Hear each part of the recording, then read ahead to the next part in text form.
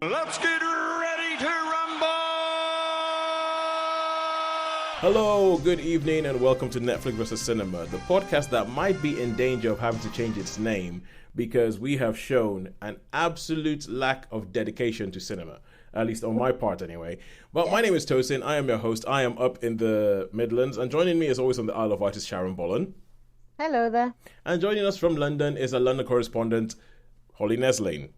Hi. Oh, we do. And after the couple of episodes in which I showed up with my daughter, I seem to have started a trend where people decide to show and podcast with their little helpers in tow. So Sharon, tell us, who is your little helper today? My little helper is called Muffin, and he is my brother's girlfriend's dog that we are dog sitting today.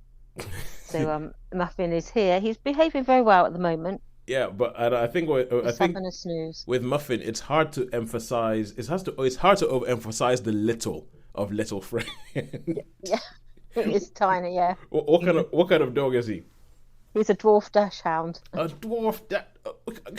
It's like a small dog but made smaller and with shorter legs. Yeah. It's like we decided that the mini was too big, so we decided to come with a smaller version of the mini.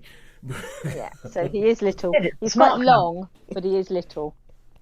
All right. I haven't actually measured him, but he's probably ground to the top of his head is probably about 7 or 8 inches, I think. Oh wow. He's smaller than my cats. Yeah. Speaking of which, your little helpers today, Holly. They have abandoned me, but Callie and Max, the Norwegian forest cat cross cats, are around the place somewhere, who are eight whole years old and badly behaved, and in Callie's case, 50% overweight. Both rocking up at a 6.5 kilo mark when the vet would prefer it if she weighed less than 4. Wow.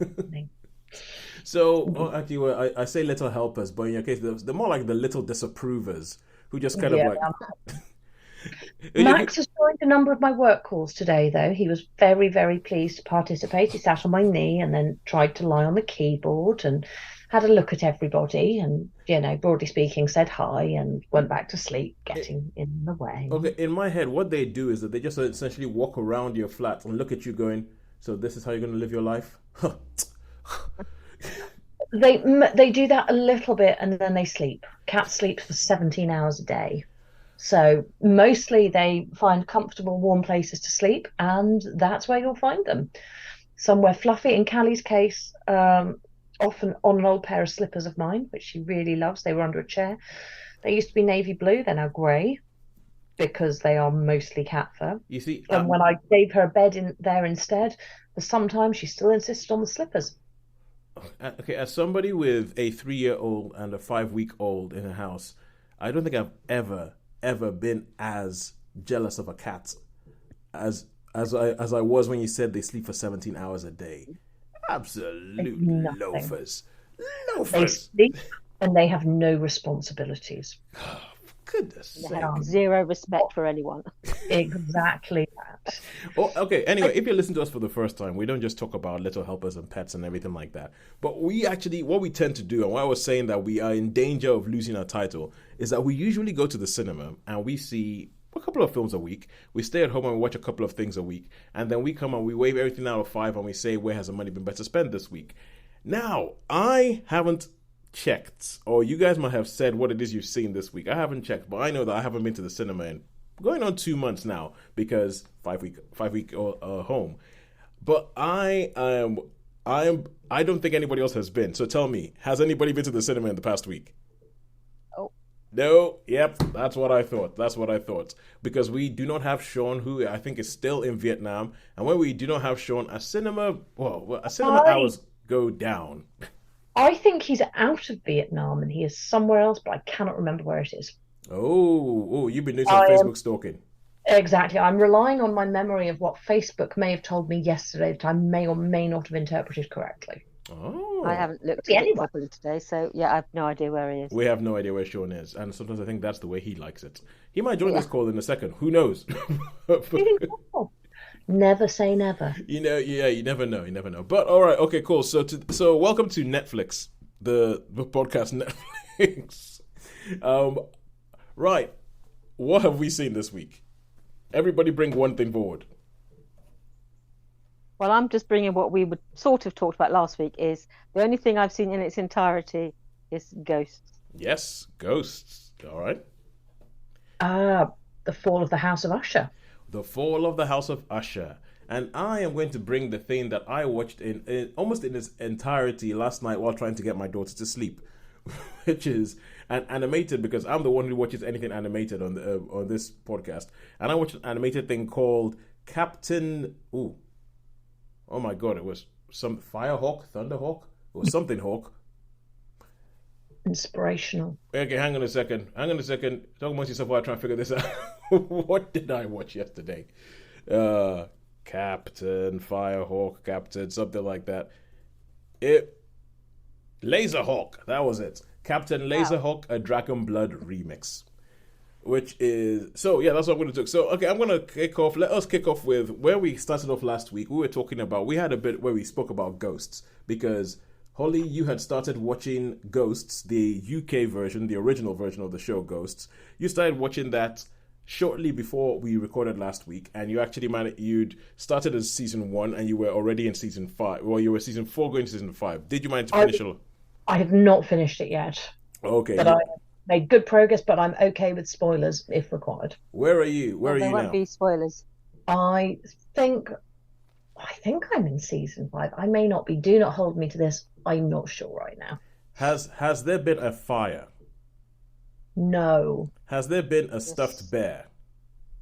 No. Okay, you're probably still in season 4. Season 4. Season 4. It's a bit of a mini spoiler. Have you met a neighbouring ghost? No.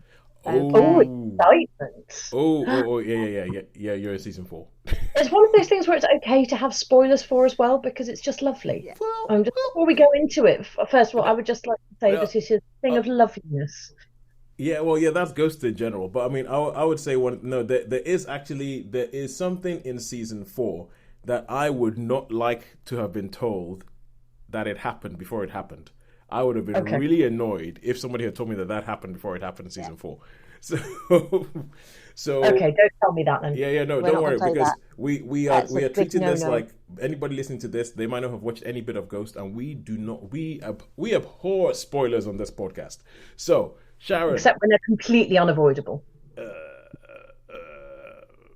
We'll avoid those ones as well.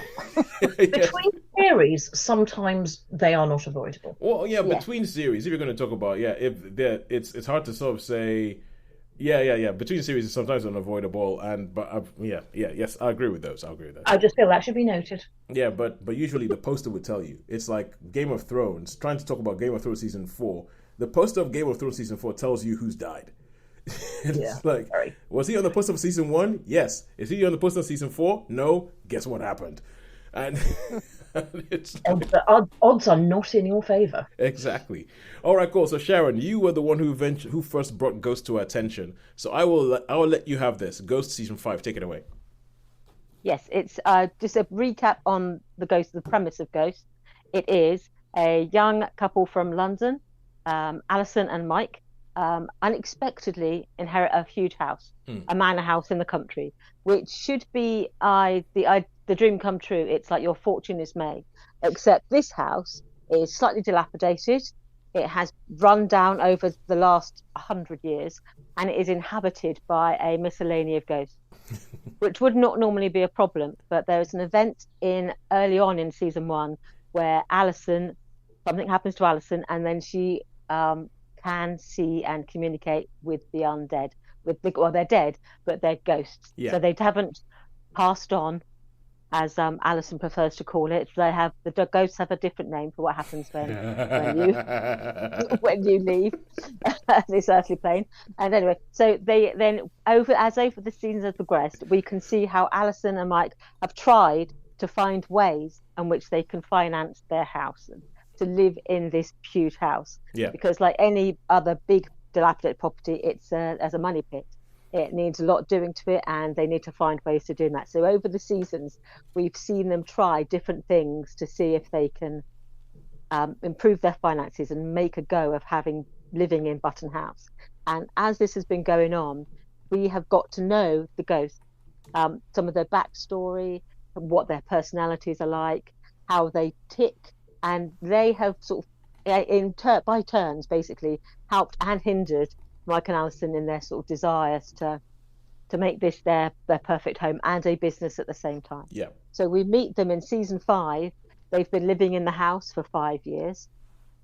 The house is looking much better than it has done. It's getting there. It's looking like a much more pleasant family home. But they get almost like an offer that's almost too good to refuse, which I'm not going to tell you what that offer is. Mm-hmm. And then they seriously have to contemplate what their future will be. And circumstances in their lives are progressing where they think, do we stay or do we go? And the last season is basically them looking at what their future is going to be. They're thinking about the future.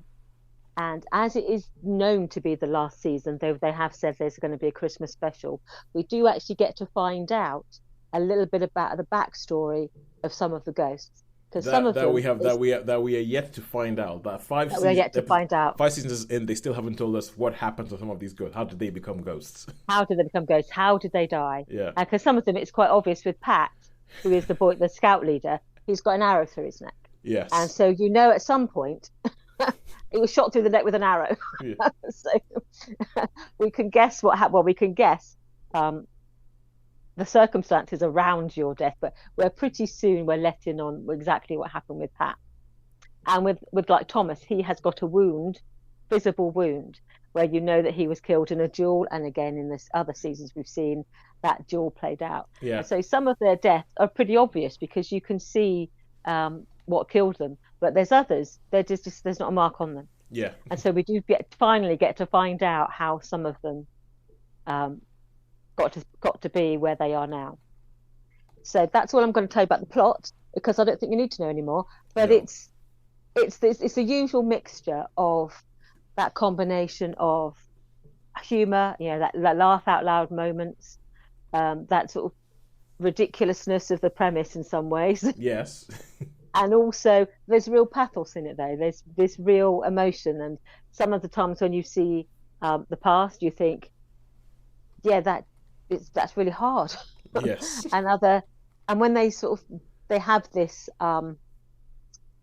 they're faced with this quandary about what to do. It isn't a given what the outcome will be, which is what I like about ghosts. It's not predictable. You just don't know where they're going to go with it. And with this, you are literally left guessing right up until the sort of when you're not. So they don't give anything away, and it's plausible either way. It's absolutely plausible that they could go either way with this thing. So I just can't get over how well it is written. Yeah. I have watched the American series. I was just going to do a little bit of a brief compare and contrast with it. And I've seen both seasons that have been released in Britain of the American series, and even though it's got its own charm, yes, it doesn't quite have that balance of that real pathos and the humor. They've really gone down the humor line basically. Yeah. And their answer to most of the problems in the show have been to pair up the ghosts. So by the end of season 3, you've got 3 of the ghosts are couples, where they've just paired up with each other. So you've got boyfriend girlfriend, boyfriend girlfriend, boyfriend boyfriend, and then it's basically,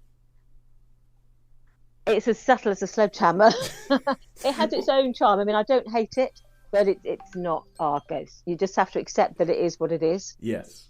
But I think Ghost is just basically set apart.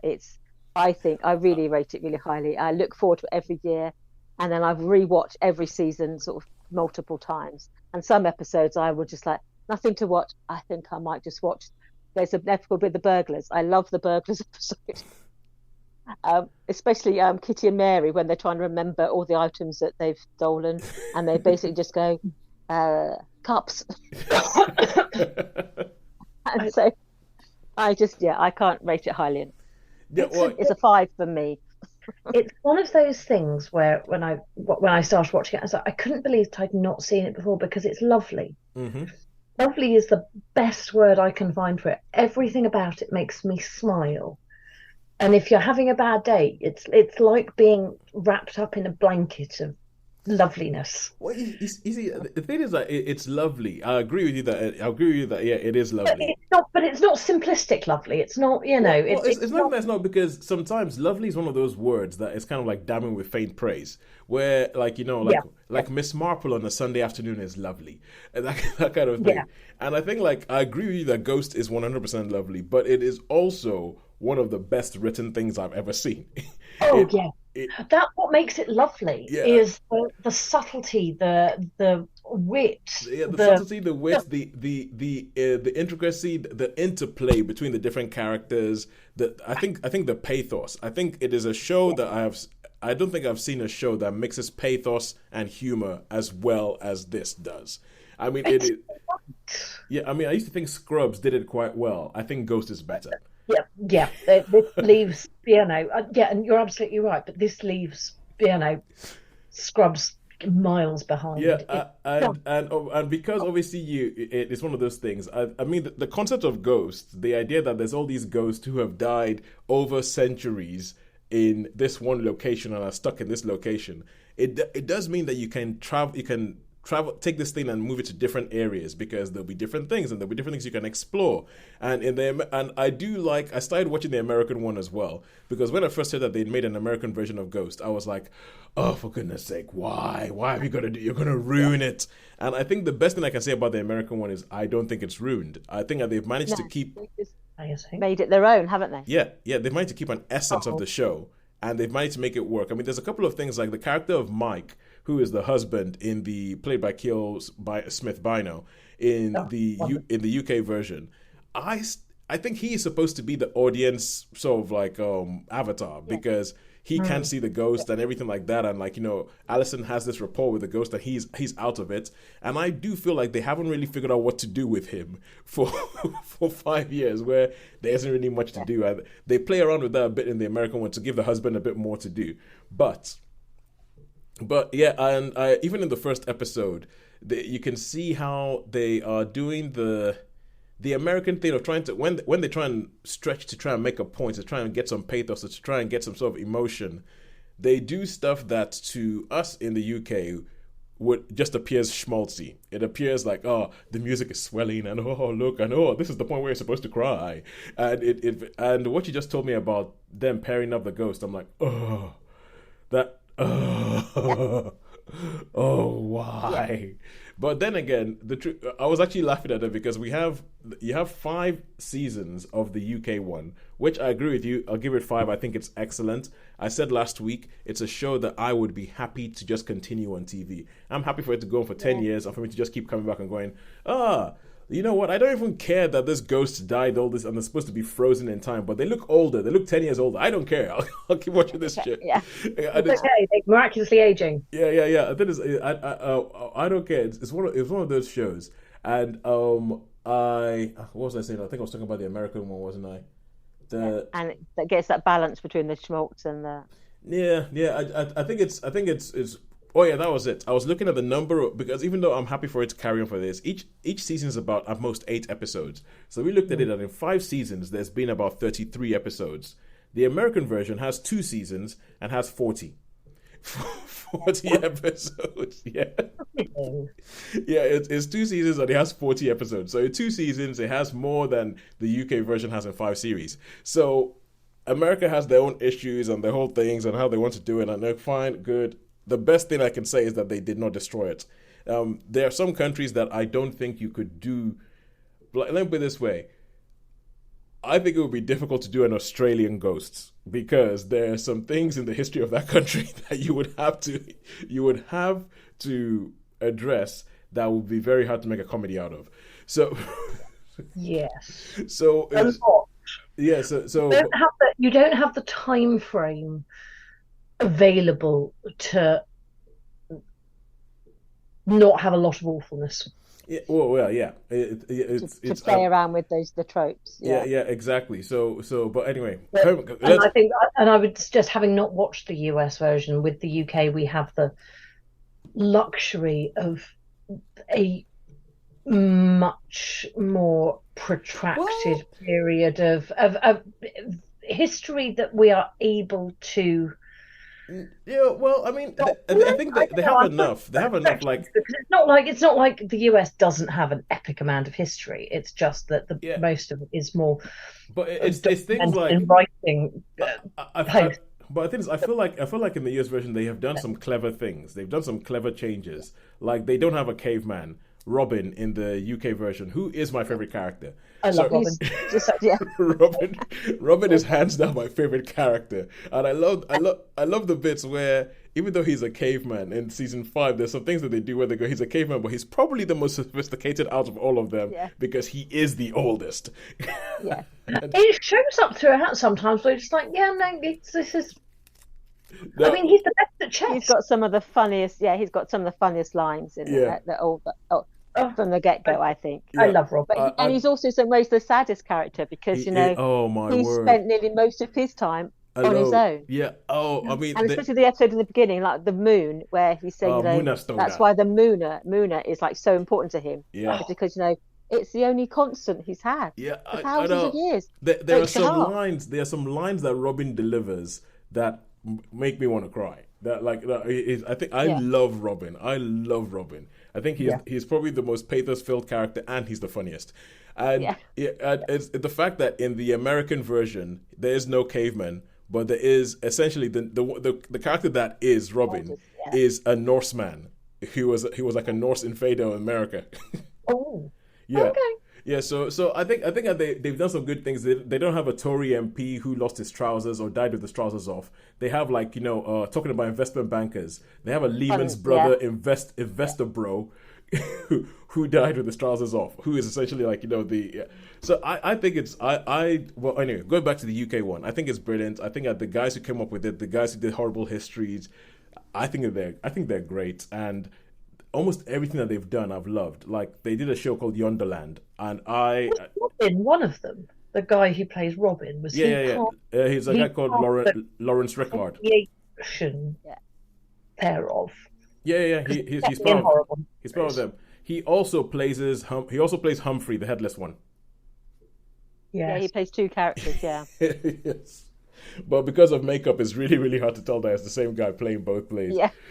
And there's a bit in season 5 where they have Robin and Humphrey have a storyline where they're playing off against each other, and I thought that was quite nice. I thought it was quite nice, especially when you realize that they're played by the same guy. But anyway, I would agree with you, Sharon. I would give it a 5. I would say go watch it. There's absolutely nothing wrong with it, and if you think so, there's something wrong with you.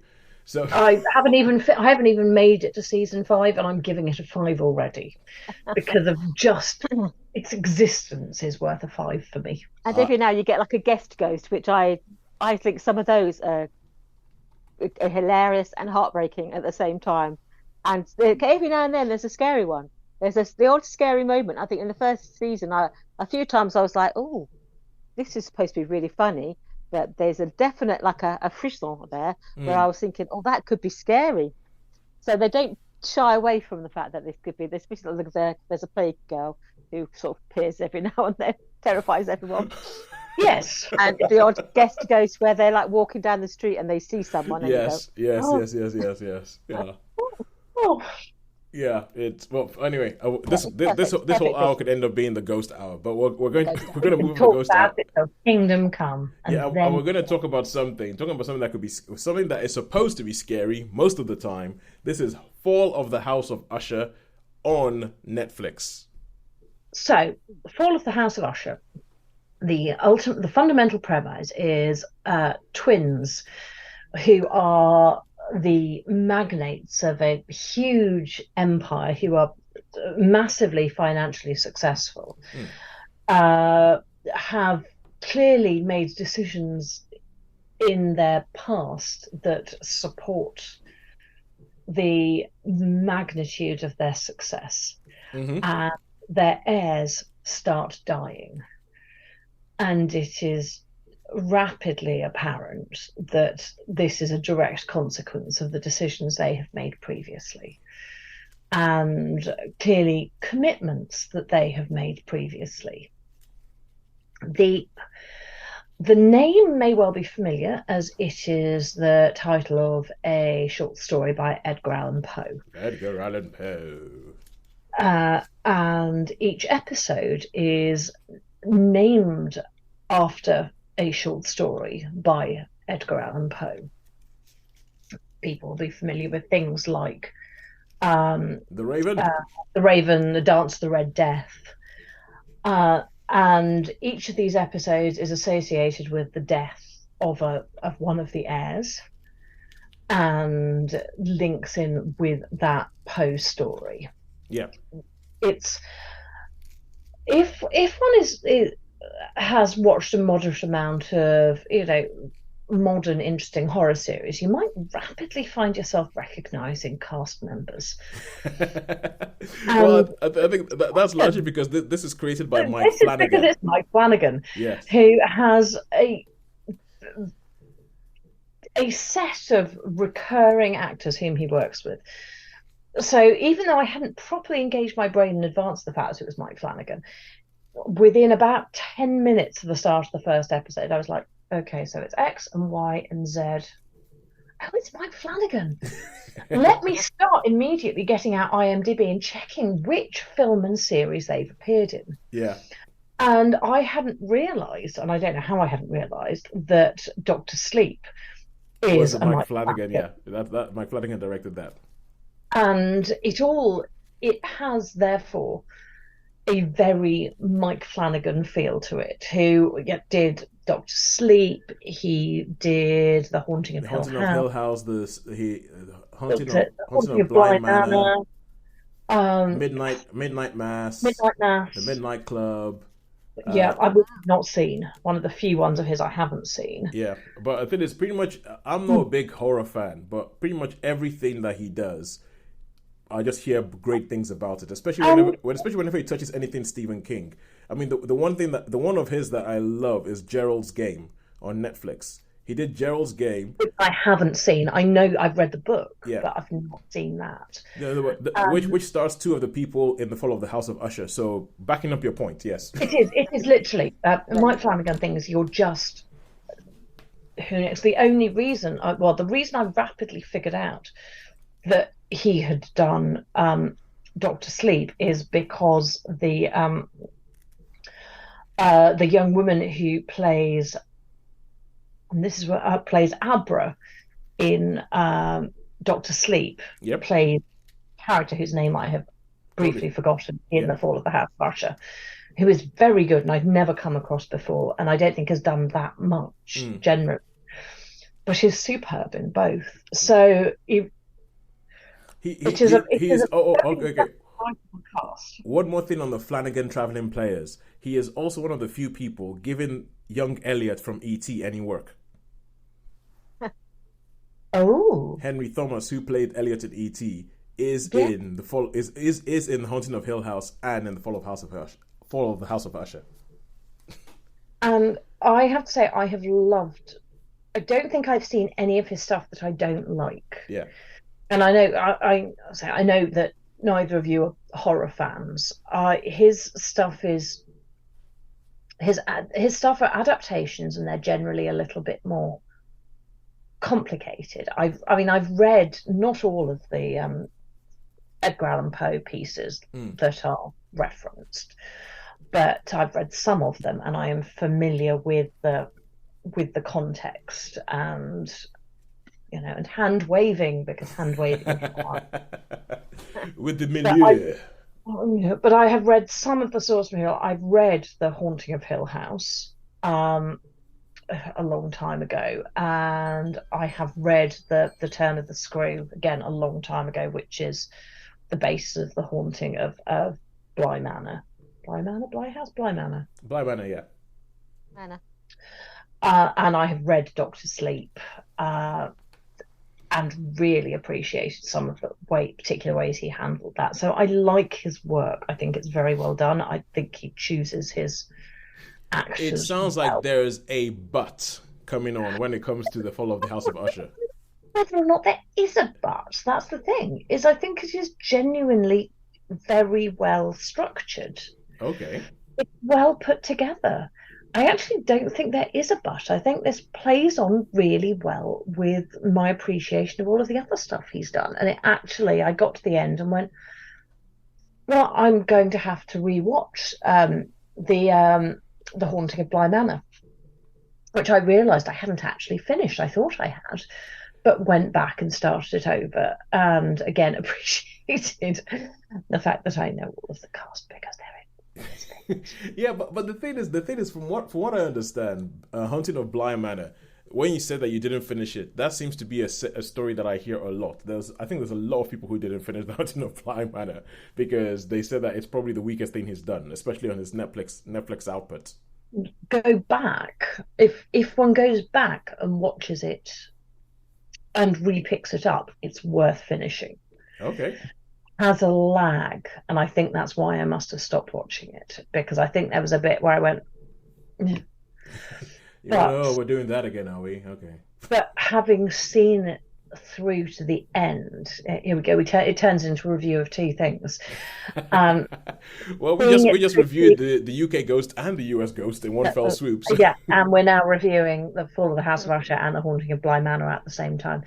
Seeing The Haunting of Bly Manor through to the end is really worth doing. Okay. It has a something to it that is worth watching, and you know, it's all of the same cast, and I like all of the actors. I think they're all very enjoyable people to watch, and I think they are able to be. They capture the characters very effectively. I really enjoyed watching it. I mean, I know we go back to the usual. I will watch anything again, literally multiple times. But I actually look forward to giving it, 6 months or so, and then going back, sitting back down and starting over. It should come with a health warning, in that some of it is really, really gruesome. Yeah, it's not. We're not talking, we're talking, Dr. Sleep looks like a walk in the park here. Some of it's quite hard watching. Well, yeah, I guess you're on a streamer, you can do more stuff. No one's telling you not to do it. Yeah, and it is appropriate. It's not, it's horrible, but it's not gratuitous. Okay, so how many stars did you give it? I'm going to give it 4. Ooh, 4 stars. 4 stars for The Fall of the House of Usher. I almost forgot. I was about to go. The Haunting of the Bly Usher. The thingy. And IMDb gives it an 8.1. So I would say I appear to be in keeping with the. Holly, we've spoken about this. They're in keeping with you. That true, very true. They are in keeping with you. They are following my wisdom. Okay, and now we go on to the final thing we're going to talk about. This is also on Netflix, and this is a thing that I did not know existed until around about, I would say 12 midnight yesterday / this morning. I didn't even know this. I had it. So I took my daughter down, and I was like, okay, cool, I need to fall asleep. And saw this thing called Captain Firehawk, a Dragon Blood remix. And this is something that I looked at and I thought, this looks like a bit of me. It's animated. There's something about it's a little bit sort of like, the style is sort of borrowed from Japanese anime, but there was something about it that just made me think, I think I might like this. So I decided to watch about 5 minutes of it. And because I was doing the whole thing of walking around and bouncing a baby up and down, trying to get them to fall asleep while I was watching this thing. And I was looking at it, I was going, oh yeah, this is definitely me. This is definitely a bit of me. So, Sharon, I know that you are never going to watch this, so it is animated. No, that's true. It is animated. I will warn you first of all. And the whole idea behind it is that it's one of these animated things. It's in a Japanese anime fashion, and it is a dystopian future. It's a dystopian future in which you have this thing called the Eden Corporation, and the Eden Corporation grew up and took over this bit of land that used to be called the United States of America when this United States of America collapsed under the weight of its own government not really working and everything like that. And this corporation has risen up, it's taken over the whole country, has gotten rid of poverty because it gives everybody a universal basic income, which they call a UBI. So everybody has a universal basic income, but in exchange for the universal basic income, that means you'll be able to have a life, but you have to do what you are told. And everybody is, but you have this guy called Firehawk. When you first meet him, he is kind of like a cybernetic soldier. There's been something in his past of how he became a cybernetic soldier, which they never really go into. But he and his partner, a guy called Alex, are trying to break into this place to get this thing to blah, blah, blah, blah, blah. And there's a whole, because they want to bring down the Eden Corporation. And that's what you find in the first episode. And it goes on, you meet the different characters. something ends up. Alex disappears. He ends up in jail. He ends up with a bomb inside his head, which is a bit of a sci-fi trope of criminal gets a bomb put inside his head and gets made to do stuff he doesn't want to do. But that all happens. But at the same time, this makes me think that this might be based on a video game somewhere in the past, because they keep having all these references to the history of video games going all the way through the film. The series. There's only 6 episodes. Each one of them is about 20-something minutes. So it took me less than 3 hours to watch the whole thing, which is why I first heard about it yesterday, and I finished the series. I finished the first season now. And I think the voice acting is great. I think the art is great. I think the storyline is also quite good as well. The different characters and how they bring them in, and also the bits where they bring in all these different bits of video gaming. Like there's swathes of this show that are animated in the style of a video game from the past 30 years. So there is one bit that looks like 8 bits. It looks like you're playing a video game in the 80s. There's bits where it looks like it's updated. There's a bit where it looks like it's like a text-based thing. There's a bit where there's one episode that looks like an entire cut. The entire episode is filmed like a cut scene from there was a games console called the Panasonic 3DO that sunk without a trace. Many people didn't really know about it, but watching this episode put me in mind of a Panasonic 3DO, and I was just kind of going, wow, for somebody who grew up with video games like me, because I grew up when video games were becoming the big business that they are now and the big self-cultural touchstone that they are now. I was like, this show, essentially, I finished watching this show and I had to text some of my friends who I grew up with in Nigeria and I told them Captain Firehawk on Netflix, it's like somebody made a TV show for our 13-year-old selves. So for anybody who likes video games or anything like that, I would recommend watching this. I think when it comes to the dystopian thing, there's a lot of tropes in it, but there's some bits where you think like it's actually making fun of the tropes. Like there's, you guys might know, I'm not sure whether I'm talking to the right people. I think Sean might be more onto this than this, but when you talk about the giant robot subgenre of Japanese animation or the giant robot thing, like, there's Voltron, there's Voltus 5 and all that sort of stuff, where these 5 people come together and they make one big robot and it fights crime, whatever. There is a really, really, really funny subversion of that in this show. There's actual video game characters. There's Rayman, because Rayman, I only ever knew him as a video game character. Rayman is a character in this. And it's just kind of like, what is this show? It's kind of all over the place in the best way possible. For anybody who's into video games, I would recommend it. I don't want to give away any spoilers because there's some twists and everything in it, but it's good. The action is good. The storyline is good. And the way it ends, because you guys have heard me complain about cliffhangers and how I hate cliffhangers, but I feel like this ends in a very organic, cliffhangery, like, no, it's not even really a cliffhanger. It's kind of like ooh, that's intriguing, come back and see what happens next. And I'm all for it. It might have to do with the fact that there's only 6 episodes, they're only 20 something minutes long, and I don't feel like it's outstayed its welcome. I don't feel like it's wasted my time. It hasn't taken me 25 episodes to get to a place where they go, ooh, come back and see what happens, we're not going to end our story. I'm like, no, get lost. But no, this 6 episodes ends up in a really good cliffhanger that I actually quite like, and I think it ends in a place that is quite intriguing. And in some ways, it's a vision of a future where a corporation takes over America is very believable. And there's some things that happen in it that you think, yeah, that is believably horrific. And I feel like there is some DNA that it shares with something like, let's say, Ready Player One. But I would say Captain Firehawk, didn't really know about it before yesterday, watched it, loved it. I would recommend watching it if you can handle animation. But yeah, that's it. I would give it a 4 out of 5. So yeah, that's it. 4 out of 5 for Captain Firehawk, a Blood Dragon remix. Especially that title, a Blood Dragon remix, makes me think that there was a video game called The Blood Dragon or something like that, and this is like a remix of it. I don't know. I need to go do some research. I need to go do some research. It feels like it needs research. It needs research to figure out what video game is this referencing and stuff. All right, so that is it. That's everything from us. And so, guys, who do you think won this week? Netflix or cinema? I don't know. It's a difficult one, really. It's a close one. Yeah, Sharon, what do you reckon? It's close. But I think we might just have a streaming victory once again. Yeah, yeah. I'll tell you what. I'll tell you what. I'm gonna reference something else that's in cinemas at the moment. I think it's us. Hi, we're the problem. It's us. That's why cinema is dying.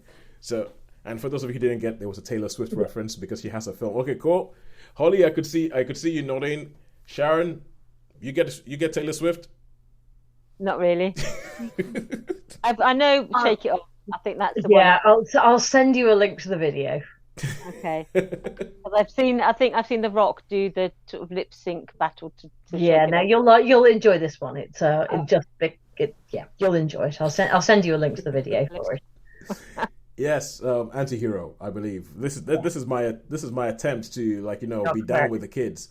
I'm You are practicing. absolutely correct. So I'm going to add this is to this can wait until afterwards. Actually, let's say goodbyes and then we can add this. Okay, have a look. in the meantime, please do not hate us for not going to the cinema. We are trying. Trust me, we are trying. I think I might have come up with a genius idea that would mean that I can get to the cinema regularly each week. It does mean that I will only ever watch things that are rated 12A. That is the highest I'll ever go. Over the next couple of months, we might be reviewing a lot of Paw Patrol. Let me put it that way. Someone's got to, and it won't be me. No, I don't think anybody has to. I